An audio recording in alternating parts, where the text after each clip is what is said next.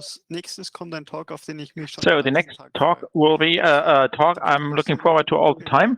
So digitalization in the health authority. The German authorities and digitalization is a bit of a oxymoron. So what you experience when the health authorities within a pandemic become relevant in a digital way, that's what Bianca Kastel is going to explain to us. Hey, good evening, everyone. My name is Bianca Kastel, and the topic for the next 40 minutes will be digitalization during a pandemic in the health authority. So who am I? My name is Bianca. You'll find me at under Kastel.de in the World Wide Web, and enter Twitter at Bicastel, and Mastodon at Mastodon.social. If you happen to find my office, then the topic on my office door is digitalization. That's what I'm doing as a job. So, because I'm a software project manager and web developer, and during the pandemic, I've looked at the digital contact tracing. I'm working digitalization on Health Office Frankfurt. I'm responsible for the project Iris Connect, which is an API for contact tracing in currently 5 German states, and I've hacked the Looker app once. So this talk is a meta talk.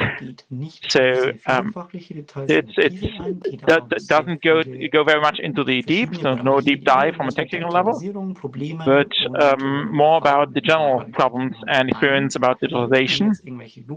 So if you're expecting any kind of Looker talks from me, so they are in the appendix. But this is me trying to sum up 10 things from trying to manage the epidemics with digital tools. 10 corollaries.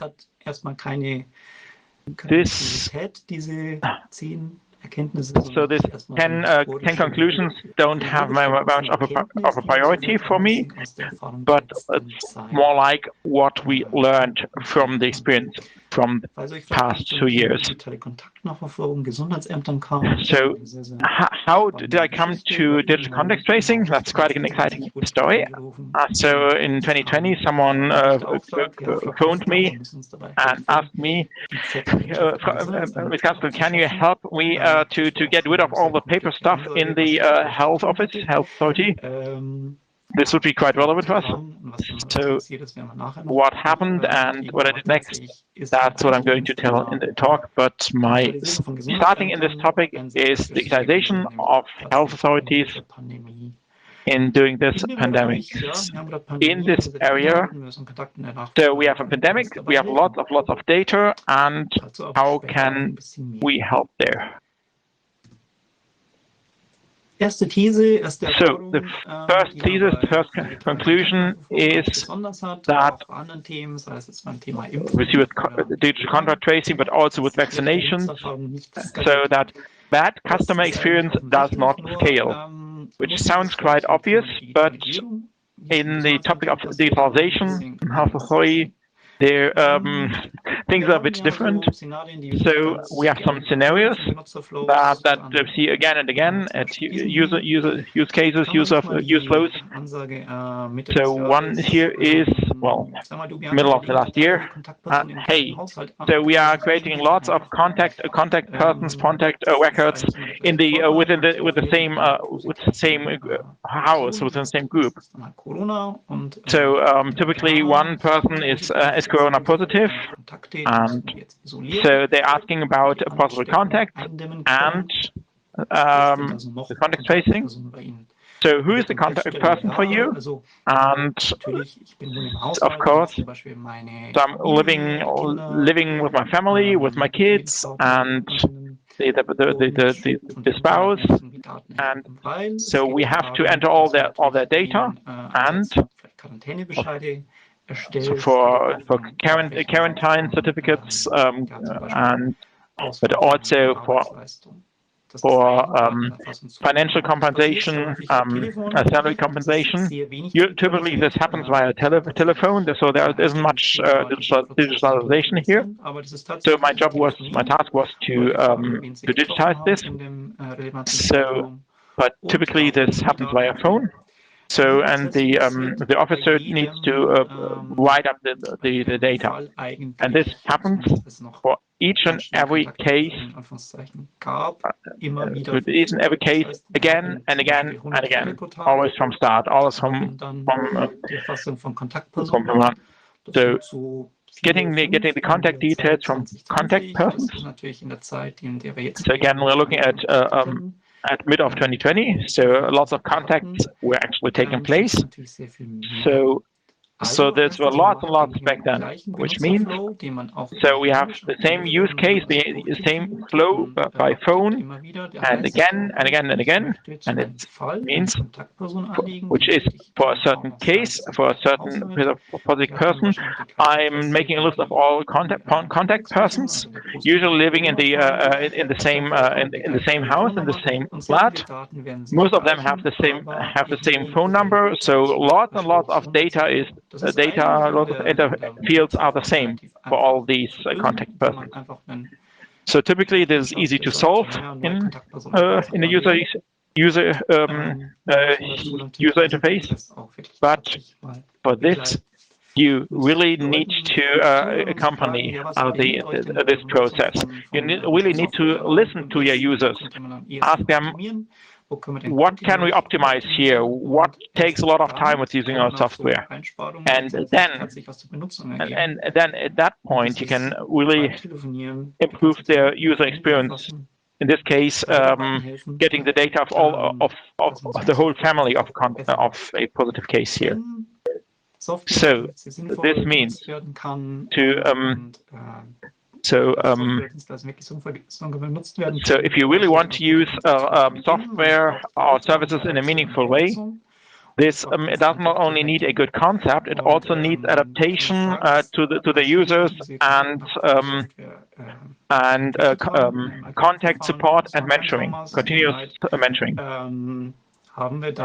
So we got some good experience here with looking at user, looking at all these use cases, all the flows here that happen again, because this really saves our users time. This really improves the user experience for our users. So in this agile and continuous user story scenario, we were able to optimize the UX here. In a health authority, in a health department during a pandemic.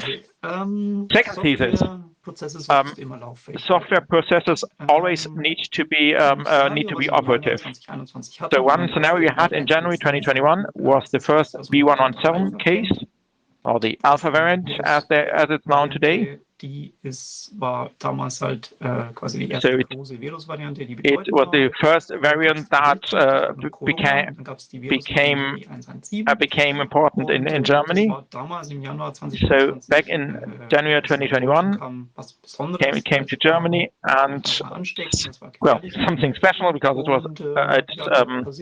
was more infectious. So what happens then? So how do we enter these mutants, these variants into a system? So one Thursday, I got a phone call which said, just how can we easily get these mutants, these variants into the software? So we picked this up, and we know that this was pretty urgent. So we took this up with a high priority. Because different variants require different containment strategies.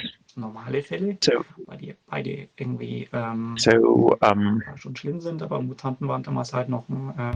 variant was still a new thing and still a worse thing than the initial type here. So the task was somehow build the variant tracking into the system, and we did this.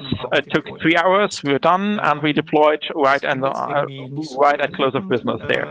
Doesn't really sound impressive, but on the other hand, this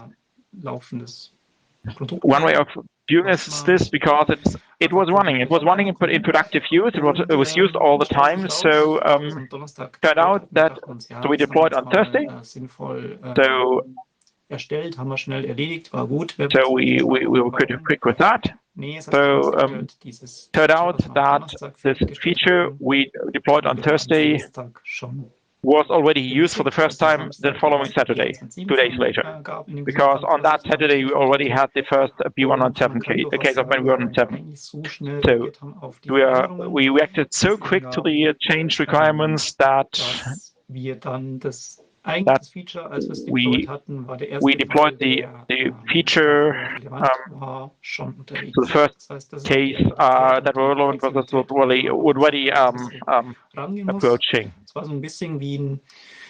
Ja, was jetzt aktuell mit Log4j so ein bisschen rumschwirrt, da muss man auch schnell reagieren und das soll. So a similar case with Log4j right now, it also means you need to really react. But this means that it only works if your software has an operable process. It's never just a project; it's always active. So it's not. So it's never really done in this case. Always a living product, a living thing. Ist es aber nie, speziell auch nicht in einer Pandemie. These Nummer 3. Agiles Arbeiten kann auch in einer Verwaltung funktionieren. Das klingt jetzt so ein bisschen utopisch. So thesis 3. Agile processes can also work in admin and administrative. So it can work, but it doesn't have to. Eckdaten dazu. Okay, some frames, some data about this. In 6 months, we had a fully remote project, and even the people in the administration were remote. The people using it, who were involved in the project, were remote, and were working on this software, not just the project. And we really, in video conferences and fully remote, we worked on it and developed for 6 months, and we had 2-week sprints, and we tried shorter sprints because the topic was so dynamic, and it was about contact tracing and what was changing very dynamically, and really a very dynamic field, yes. And we tried shorter sprints that didn't really work. 2-week sprints for administration, that was quite good because it continually changes, but people can also educate each other about things that change, and that worked pretty well.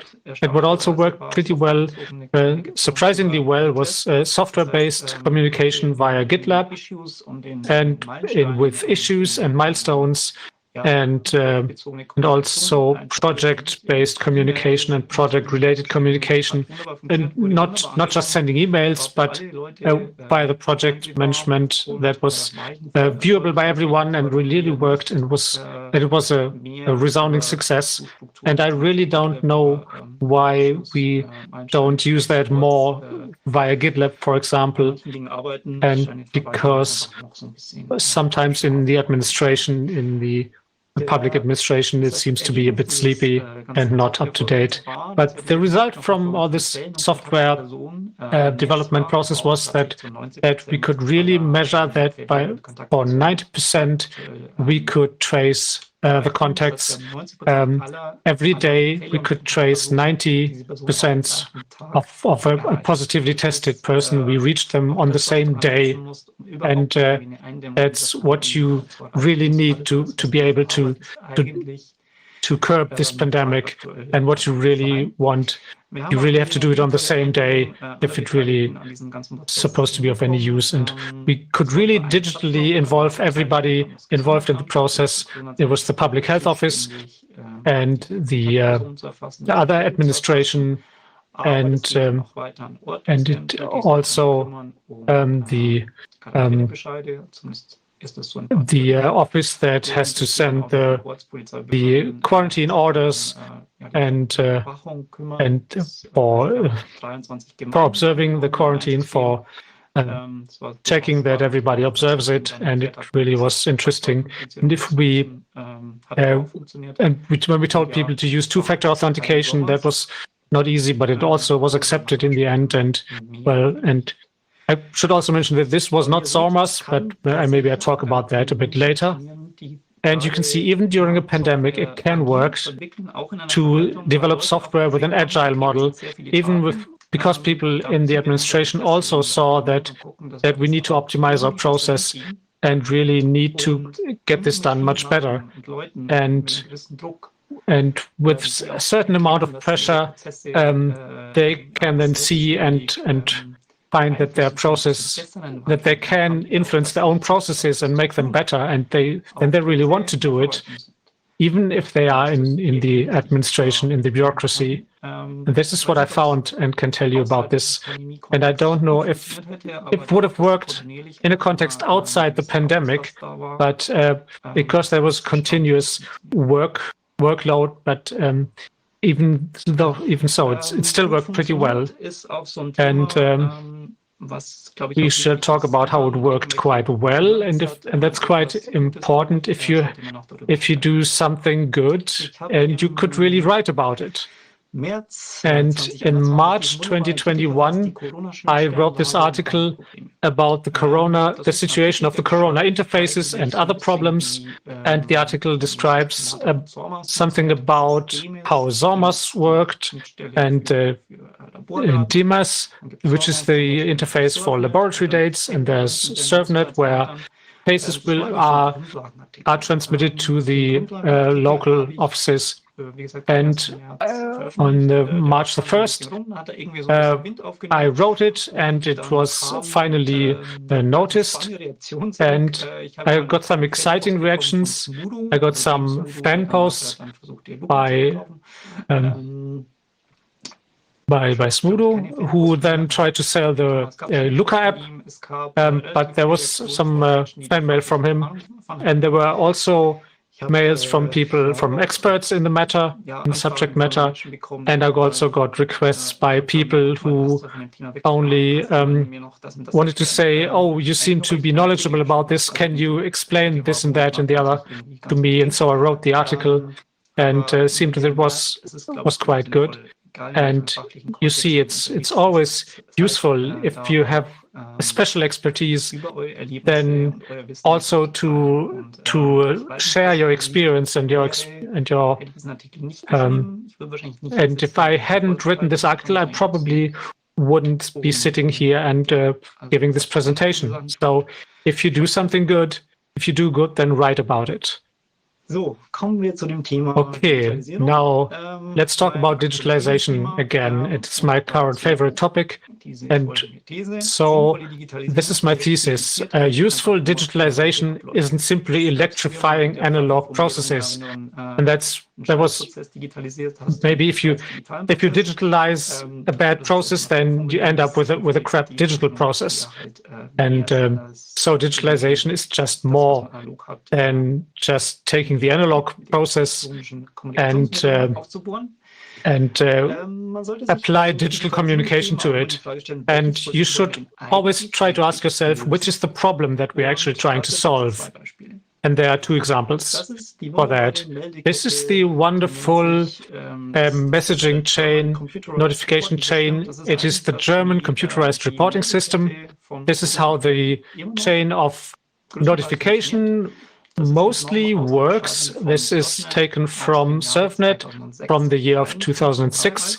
It's 15 years old, but we can see here, for example, if a patient gets a positive test from a laboratory, then it went via telefax and now is using electronically to the local health department, and they have personal data of this person to contact this persons, and the local health department also sends this data via ServNet to some sort of email. It's to the state health department, of the federal state, usually, and this collects them and sends them via SurfNet to the Robert Koch Institute. And at the RKI, they get these daily numbers of corona cases or cases of infectious diseases, but corona is currently the most interesting. And here we can see that from laboratory to the health department, they thought about 24-hour delay, which is still quite current. And between the local and the state health department, now they said 3 days, but or in the following week. And it doesn't take that long anymore. It's every day now, but the process as such is still basically the same process. It still goes around several corners and is sent around. And because it is sent around so many corners, SORMers or not, now, so it the process doesn't become more efficient because it still is a process with many pitfalls. And even if you sometimes are going to use SORMers, and because we find this wonderful, but you still have to collect the data before the lab, and still have to forward them to the state health department, and so it's just a new envelope for this process that wasn't the best one in the first place. And so, do we want to make the processes just digital, or want to better processes? So it goes from the local health department to the state health department, and then by the government structure, administrative structure, it goes to the upper level. So this looks like the administrative structure at all. So this means the whole process is not very efficient here, because we are basically just mapping these structures in a digital way. So this whole thing doesn't really scale well. So what we said was just take what we had in terms of administrative structures in this messaging chain, and we just built this. We built this in a digital way. So what's exciting here is that this chain of messaging is made in classical paper-like way. So the health departments ask why they still have to submit this manually, and well, basically the reason is because the same administrative thinking is of having all your files on a card, physical files on a card, and push them around, and that's the thinking here. You could do this more simpler. You could optimize parts of the chains, but well, it's still, problem is it still looks digital from the outside, but in practice it's just the mechanized, electrified version of this analog process here. So, next candidate for mechanization of processes is the theme of the topic of the Luca app, which is kind of choreography from how infection data or contact data is requested from Luca. So the health authority contacts the from Luca, and then it learns which locations to contact. Then the health authority checks in with the event location, which then clears the information, and so the health authority gets that one, and then the health authority again triggers warnings to the corresponding people via Luca. So this process, we'll ask ourselves, what do we actually want to do here?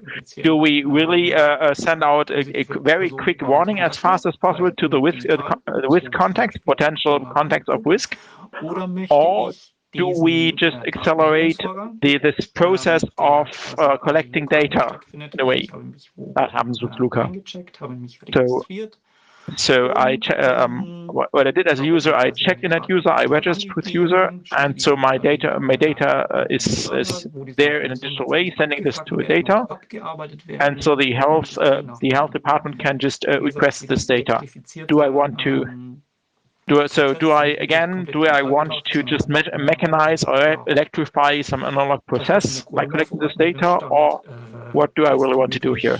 So what this what was written down in the Corona regulations, the Corona bylaws, is just being digitalized, mechanized here. But this is not really a well-done digitalization. So we see that consequent digitalization really changes responsibilities and competences completely. So it may even give established structures the feeling that they no longer have any control over the whole process. So, because the intermediate steps are no longer the merchants of data, but the data directly flows past them. If we have a consequent way of digitalization of the process.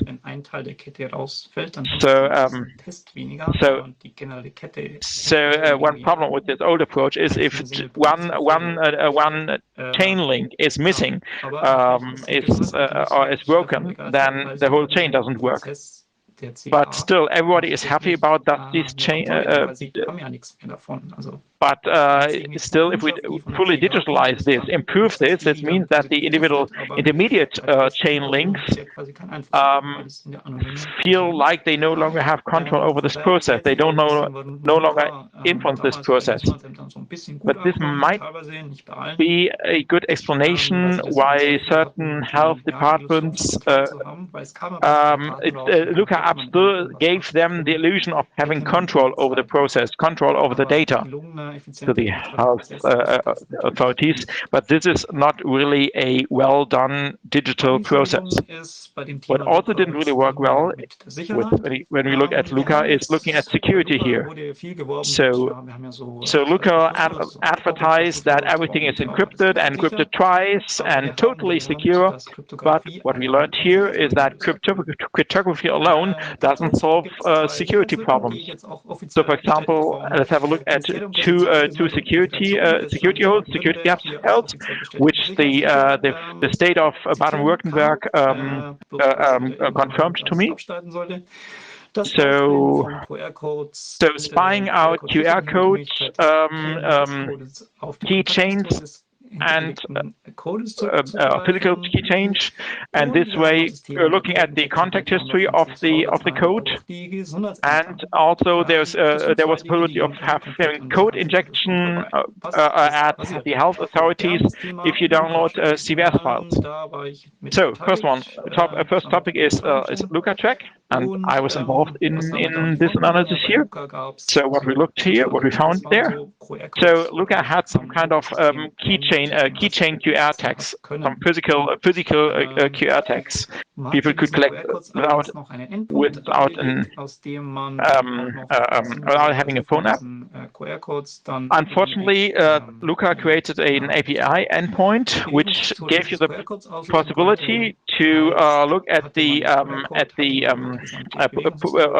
movement history of each QR code. So if you called this QR code, you could get the location history of this individual keychain QR code. So meaning everybody could just copy this QR code, take a photo QR code, could really get some massive PII data. The other way where the whole crypto concept broke was so if the downloaded data was able to trigger some formula in Excel, and it turned out that so we were able to insert Excel and malicious code, writing in some fields in the contact data, for example the zip code, and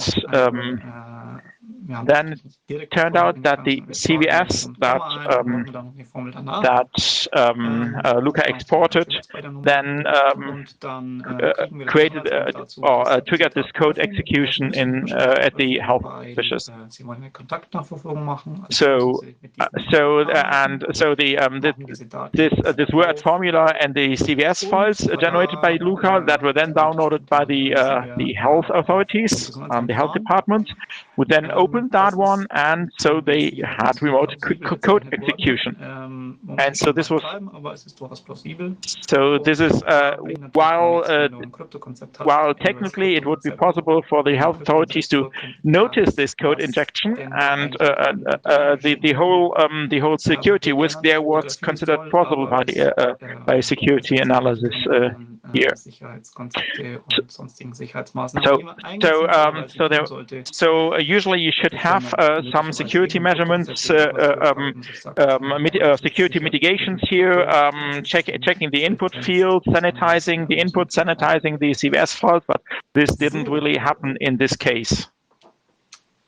Okay, so what went through the entire scenario with the Luca app was something I call digital savior phenomenon. And there are people, this is digital technology, I have software, and I can solve all the world's problems with it. And that's usually nonsense, because digital saviors cannot solve problems by themselves. And there's a following story from my day-to-day work. In March 2021, I could try in a pilot project the Luca app quite early, and relatively early we found that this really, for efficiency and contact tracing, and it was really technically unsuitable.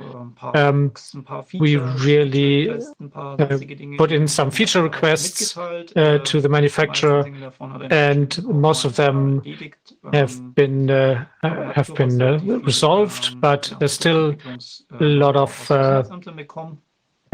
we did have to do some product development in our health department, because Luca wasn't really working very well. This was March 2021, and at that time it was already evaluated as unsuitable by me, among other people. And it has also been quoted in Die Zeit, in this article by Eva Wolfangel, in the weekly newspaper. And besides these problems, that it was technically, as a product, really was really not really made for practical use. And so as a health department, we of course cannot audit or develop this software like this, and we can't really do the audit with the individual manufacturers. I did it in my own free time, but because I had already been involved with the Luca app before, and of course we really are interested in how it works technically. And there's some continuity. I looked at it technically, and it wasn't really suitable for the intended task on a technical level. And with the topic of the Luca app, we also see that there are people who say, with these digital tools, I solve the problems, and they are usually ignorant and don't know really about the technical, and they don't really understand the technical dimension of the problem. And then there are domain experts who really who are really ignorant in the digital sector.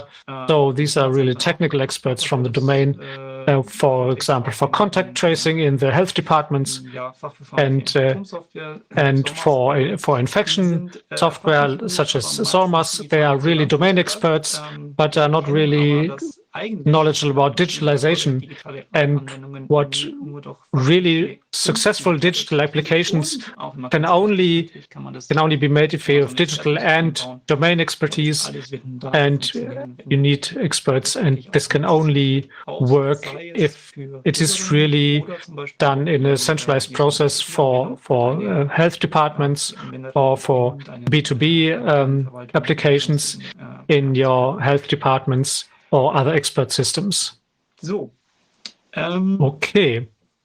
And if we really want to build applications like this, and first you should really try to think differently. You should first think about infrastructure and APIs and then in applications. But that can be difficult because people want apps, but apps as such don't close digitalization gaps. For example, there's a check-in app for the Luca app, and it doesn't really solve problems that might come up again and again.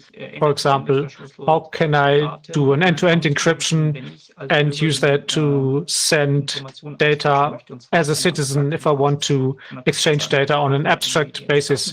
Well, you can say, well, Luca can push data back and forth, but it's not an open standard. It's just something like a very specialized system which uses double encryption, which is also quite special, quite specially tailored to this application. And it's really rare that you can park data at the service provider to send them to the department, and normally there would be direct data exchange.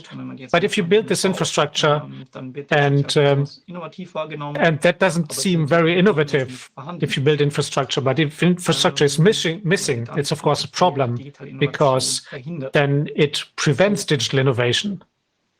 So ideally, you shouldn't just make apps, but you should really create digital infrastructure.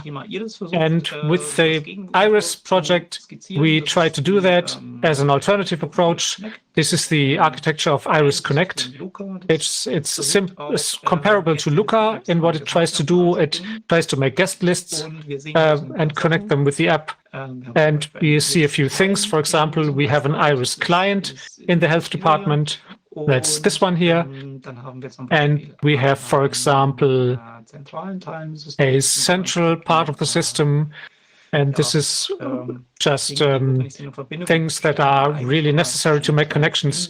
But for example, we have different clients in the health departments, and we have connection to the apps. We have certificates, we have endpoint systems, and we have the possibility to use private and public proxies to send data to the health departments if they ask for it. And we have, on an abstract level, a system that provides digital basic infrastructure and solves that problem. And as a side effect, it can connect to guest list apps, but it does much more because it provides a basic infrastructure. And you can use it for different things. Doesn't have to be guest list apps, or it can something else, because now you have the infrastructure because you haven't built an app, but you have provided a basic infrastructure. And this is Iris Connect is really a connection point for apps and an endpoint for digital infrastructure. And now let's talk about nearly towards the end about good intentions. And good intentions does not prevent problems. And we had, in June of this year or in May, we had a request, and that said, could you just do a security audit? It's about a vaccination portal. So what's this about? Well, we have a few thousand emails who want to get vaccinated, and at this moment it was, and we really despaired, and we thought, well, so you collect emails and and you create your own vaccination register. Do you know what you're doing here? So you're collecting emails, and maybe you send vaccination appointments to that at some physicians, and maybe you make a protocol and a log, and you create a problem here. But they didn't really know that they were creating a problem here. But with a little bit of education and support about architecture, and we could really start this support this rescue project. So we could almost, in a way, save this project. And so what kind of portal was this? It was Sofort Impfen, so vaccinate immediately.de, and they really try to give vaccination appointments to as many people as possible. And if you have a project like this, and you really try with your digital knowledge that you have and try to improve the world, and you really have to know that with your good intentions can have side effects, for example, about privacy, about data protection, and it's not just always a rescue project, it is a huge you have a huge responsibility, and you should really be aware of that.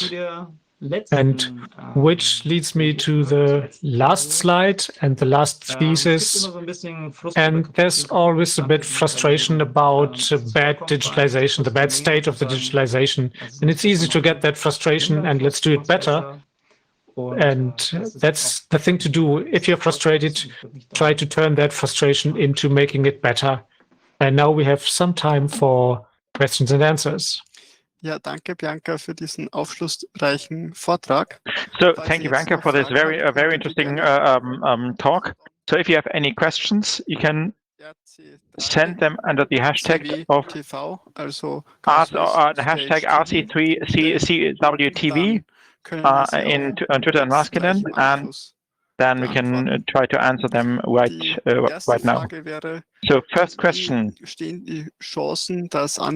what are the chances that other departments, other authorities like Bürgeramt follow your example in terms of digitalization? In particular, are there any contacts to ITTZ from Berlin, or do they want to do everything alone? So in general, the chances the chances are very good.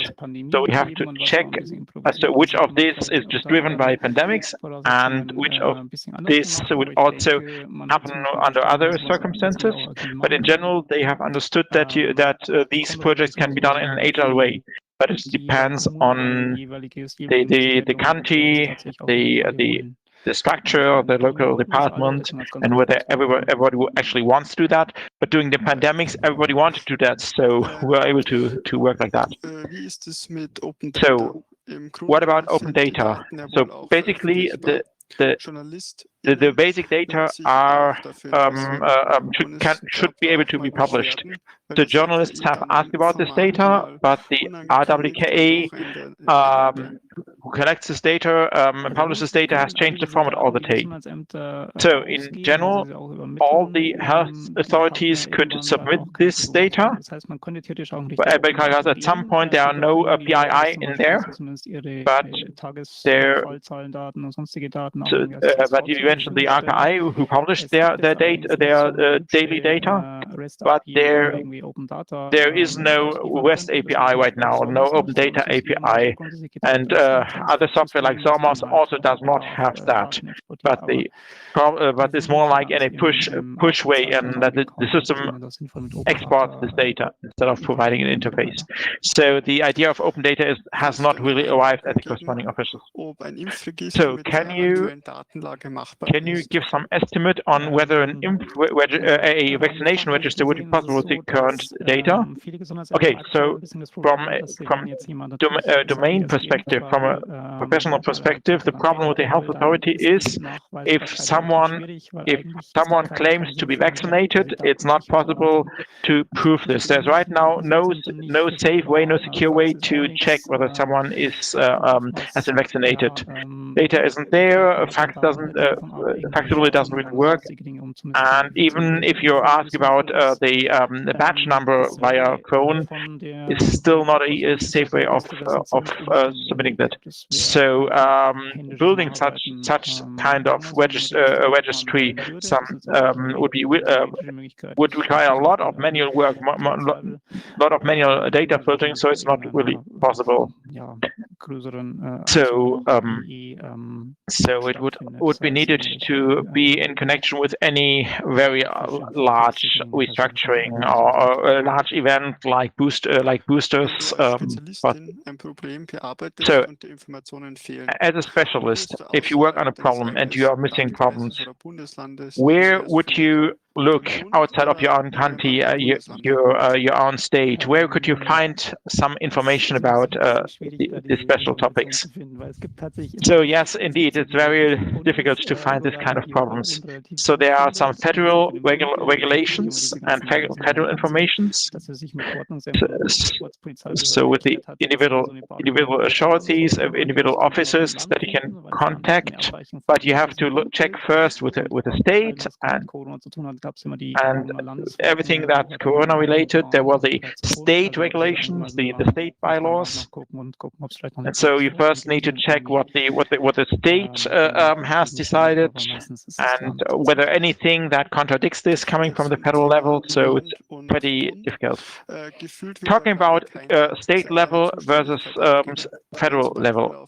So it seems like the competence moves from the federal government to the state government. So it seems like each and every state is building their own little system. Is there any way you can think of any way to make the whole thing more efficient to have all these different ways of doing that? And so, yeah, for me, I'd really like to have a federal solution here, but usually the Solomon solution is considered a bad example here. So I think in general it should be possible to explain to people that having a standardized solution is a good idea, but you have to fetch people where they are.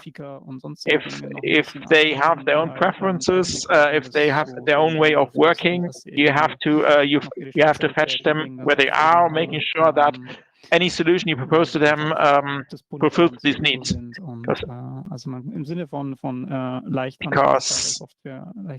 So this basically means whatever software you build, it needs to be you need to be able to easily adapt this to the requirements on the local or state level. Next question. Is the Luca app, is it that from your point of view? Well, from the technological point of view, it's that. From their impact to the in the pandemic, it's also that, because there's no way to trigger any alerts there. So it doesn't have any impact. It doesn't have any effect at all. And we already said quite early during the pandemic that this is going to happen, that we're going to use it very rarely, and it's a waste of money. But well, so I have no idea whether there's any practical use of the Luca app right now. Okay, so what was the most important way of communicating in this project? GitLab? So in this agile communication, how we developed in an agile way, I think this was GitLab.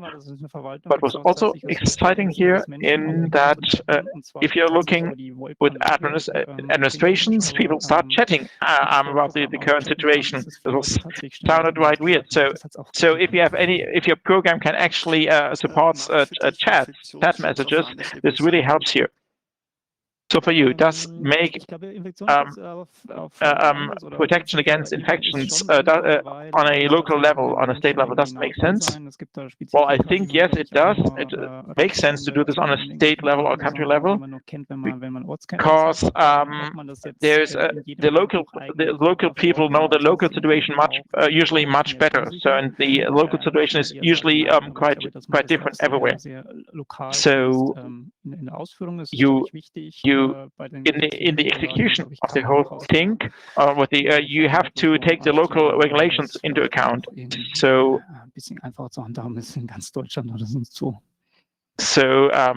as long as the regulations are local, you have to do this in a local way. So what you talked about, the introducing a two-factor authentication on in the individual country offices, local offices here, so that really didn't work well. So this is something special in Baden-Württemberg. So the local police authorities check the quarantine regulations, so they get the information about who's getting quarantined. So in Baden-Württemberg, so there is a certain tool that's certified by the Data Protection Office, but this is something that's very specific for Baden-Württemberg. So for that. So another question, I'd like to know how the Corona Warn app and where it puts the vaccination apps are they protected in this app against getting other apps? So this is an interesting topic because this has changed recently. So usually before the Corona Warn app only stores this locally, so no other apps has access to them. But now the version 2.15 made some change. So that events, when you book a ticket, you can access to that. So by now there is some way to submit this to certain external providers who check the certificate. So I don't know. I can't really say that the local variant is safe, secure.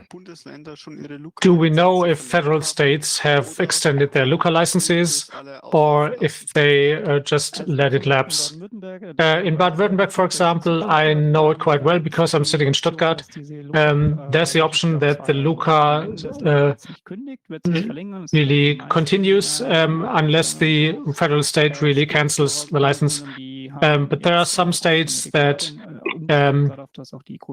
really changed it in the way that they can also use the Corona Warning app, the official app, for example, in Bremen, and they probably don't want to extend the Luca app, but some other federal states may continue using it, but maybe we will only see beginning next year, maybe up to April, if they will let the licenses lapse.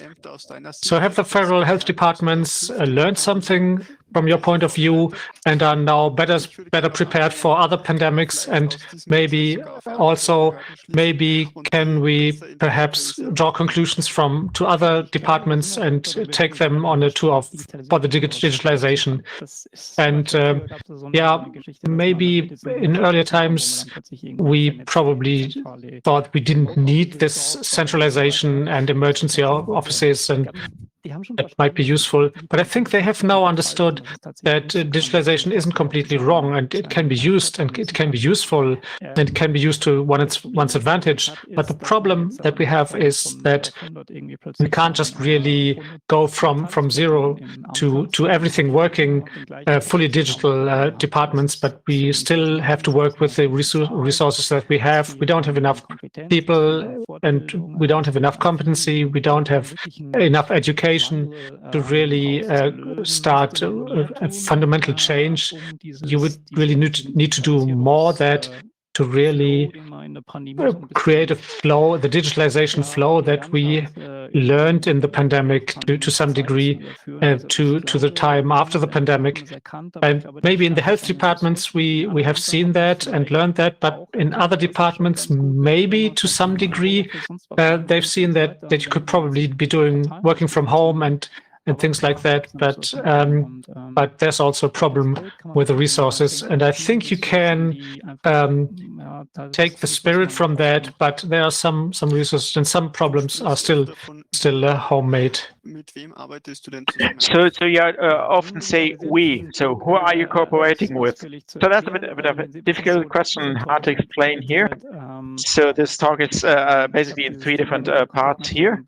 So I did the contract tracing with my company back then in Stuttgart, and the topic of TIRIS is together with the Steiger Stiftung, and the topic of security the security gaps is with some other people, as you usually do this.